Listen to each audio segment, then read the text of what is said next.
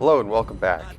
Today we're going to be taking a look at some replay clips from my fleet's February competitive rounds with a bunch of our fleet mates and a few hires.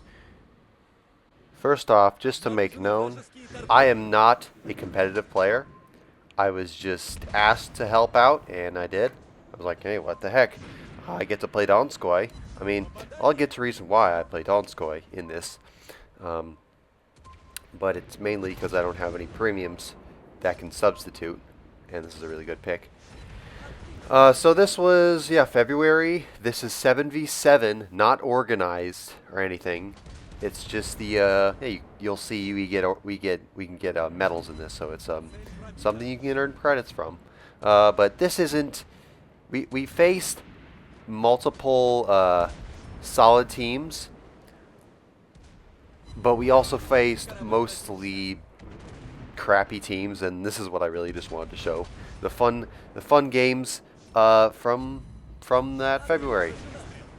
There was a certain way that I played Donskoy in competitive here. Since it is essentially a light cruiser with 180mm guns, which bridges the gap between light cruiser and heavy cruiser, so you can use your AP and HE, but you're going to be using AP most of the time.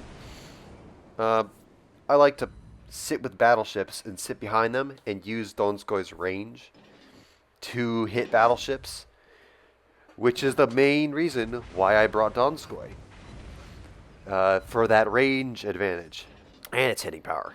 And I really didn't have anything else. All my other cruisers are either I have a Baltimore, and then I just had a Baltimore, and that really doesn't have range at all.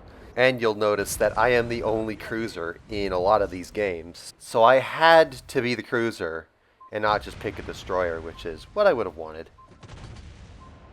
So watch this.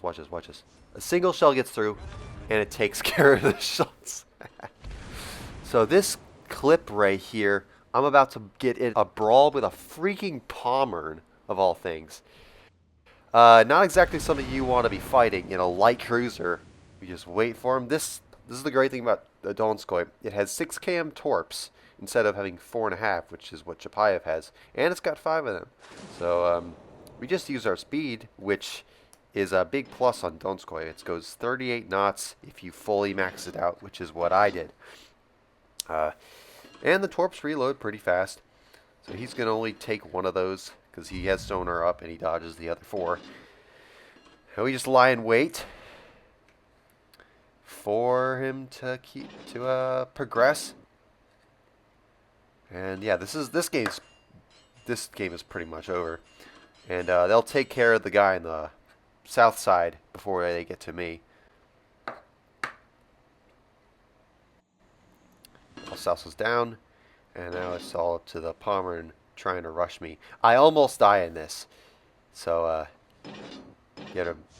12 shots right on the nose, which is a hefty chunk of damage, 6k, and here he's going to get his mains on me. Almost kills me, and we got torps on him, and the shells, and the carrier, and other people shooting him, so he won't last very long. And I'm almost out of health, but I am just out of range of him. So we're just going to let our DD take care of him, along with the carrier. And that's the game. Easy game. But it was a fun one. Next one here. Again, it's so easy to get in front of your battleship when you're going 38 freaking knots. But on this map right here, I always forget the names of these. I always go to A first, so you don't get raffle stomped by a bunch of DDs or whatever happens to come over that way. And also, it gives you the opportunity to get cross shots on enemy DDs. And I'm gonna nuke this guy here. I mean, not really nuke, but that's quite a nice shot there. And I'll show you a good example of why I picked Donskoy in this. It can fight battleships pretty fairly as long as they don't hit you stupid hard. Like in Iowa, this is a fair fight. And I've got no BB backup right now, so we're switching between AP and HE whenever I think is necessary. Donskoy can easily just use AP on an Iowa. Look at how look at how much damage we're getting per salvo. That's a sizable chunk of damage, like 6k, 5k each. Once you get to Donskoy, your gameplay will change. And it's the same way with Nevsky. You can use AP and you can use HE, but most of the time you use AP. So it's a better change from Donskoy to Nevsky than it is from Donskoy to Moskva back in 2021, when which was what my mind's still thinking of. Like last night, I was like thinking about how Donskoy progresses, and I'm like, oh right, and then it goes to Moskva. Wait, it's not 2021 anymore. It goes to Nevsky, and Nevsky's a fine ship. I like it a lot. I even got the camo for it. It's all maxed out, and I can even use my Moskva commander simultaneously on the Nevsky. Okay, third clip here, nuking a ZF6 twice, and we got our Jutland in the center there of A, helping us out, keeping the cross shots out of our area with that island blocking us. But I've learned from watching Rage play is that they like to put their ships, their cruisers specifically, almost taking them out there. They like to put their cruisers at the very east or west of ARC on this map, because again, limits the amount of cross shots they can get on you. And then they have a DD in the center pushing that cap with the added support with the cruiser on the backside. Now I think I would have felt more comfortable if I had a BB as backup alongside this destroyer here, because this Ruprecht is kind of pushing me out. I mean, I'm gonna have to bail on A for now, and go over to B, but just still pepper him a bit, and maybe help my Jutland take out this other Jutland, because again, that's a fair fight. But it's not fair if you have cruiser backup. Now I really should have been using AP here, because Donskoy AP is very prejudiced against destroyers. If I would have gotten AP, this would have been freaking over for this guy for sure. But Ruprecht's back. There's a destroyer in B that I'm not looking at. Okay, Jutland's down. And okay, it skips to the end of the game here. So it looks like that Jutland was not a problem for us. And yep, that's it. Easy money. Alright, next one. Alright, I'm in a destroyer this time. Yay! I'm in a Jutland. And we've got hefty backup here. We got a Jutland, I'm assuming. We got a Lepanto and then the carry behind us. Our Lepanto really wasn't the best at landing at shots. But this, looking back on this, yeah, I think just dumping torps on this Fletcher was a good idea, considering the teams we're facing tonight. And then that Seattle, I'm going to dodge all these torps, hopefully. Don't make a fool of myself. And somehow I don't. And Fletcher's down. So he uses next, and with Jutland, you've got single file torps, and it's either gonna all miss or all hit with these. So let's see how I do. Spoiler alert, they all land home, and I get like 60k damage out of this, or total 60k. When you're playing competitive, I mean, personally, I'm kind of competitive for the damage, because I like to see my number up the top of the scoreboard. But yeah, that's what Skiso uses. It's almost down, and any minute now he's going down.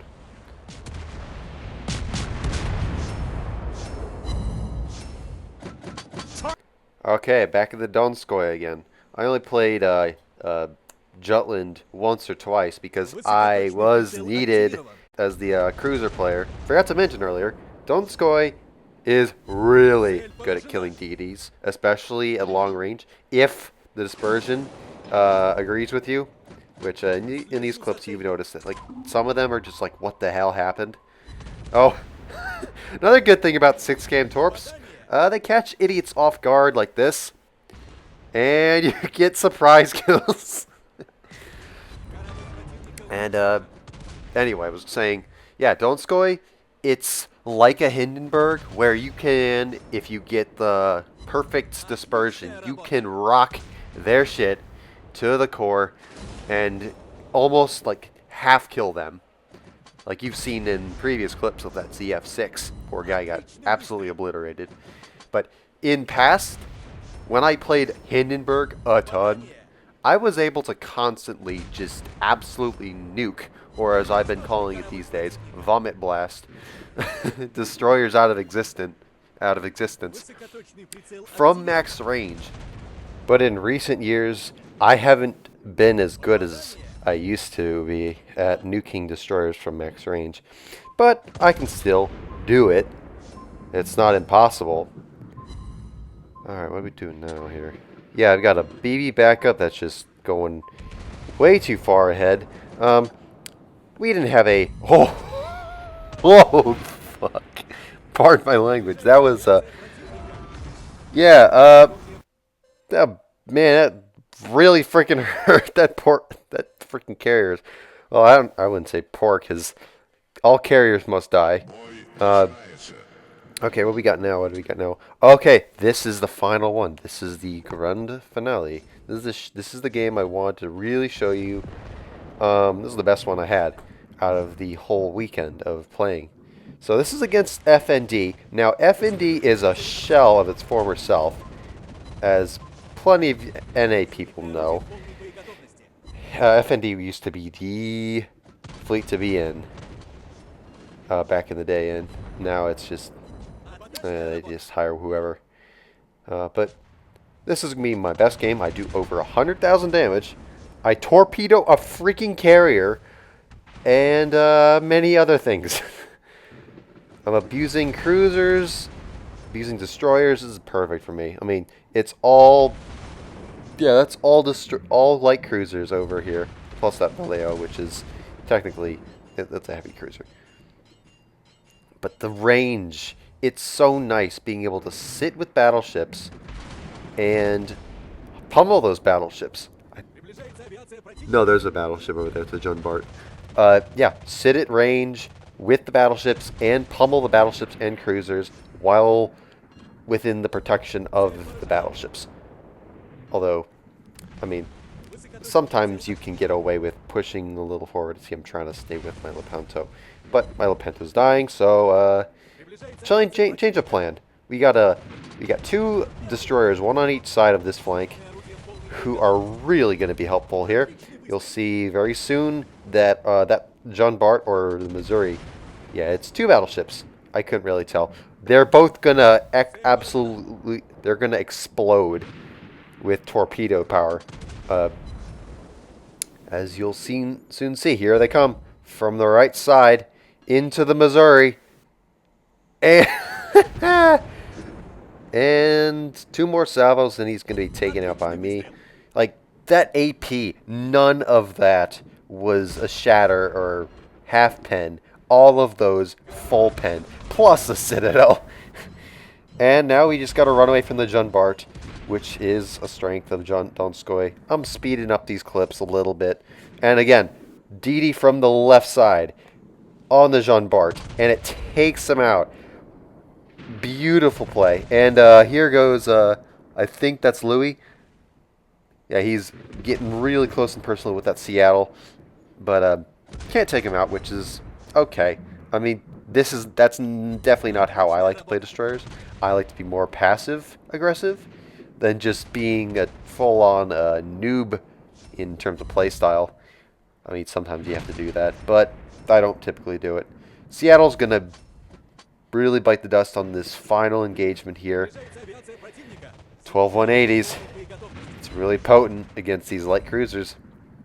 Two salvos. I mean, I wish it was a single salvo, but at the very, very, very beginning of this video, you saw me slap a Sejong pretty hard, and there it is. That was I didn't see how much. Here it is. Here's the carrier, and we got a Friesland remaining and this Essex. And Willis Lee, he is an OG player. Started around when I started. Uh, I started the day the game began, which was January 15th, 2017, 2018. I was still in high school there. And all I need is the front two turrets, and we take them out, no problem. And we just torp the carrier for the win, get us our 100K, and the confetti will spray, I guess. We'll have confetti. Big, juicy fish. And down he goes. And I even got a alternate viewing angle from Palisite. Oh, beautiful, huh? Beautiful game. So, that's all I have for you guys. I don't do too much competitive. But in the future, I really want to try to get a video for my friends group, which is 3 guys mainly that we play in the evening. We want to do one of those 3v3 games or 3v3 quote-unquote tournaments. We have done that in the past, and I think it was like April that we did this. It was 3v3 tier 7. Had a fantastic time. I played Librick Moss and then Poltava on occasion. And Poltava is the obvious choice for that because of its bow-in configuration and the amazing secondary power with the range. So, kind of lost you on a tangent there, but yeah, I want to do that sometime with voice, with some friends. So, expect that in the future. Alright, so that's all from me. Hope you guys have a great night, and peace.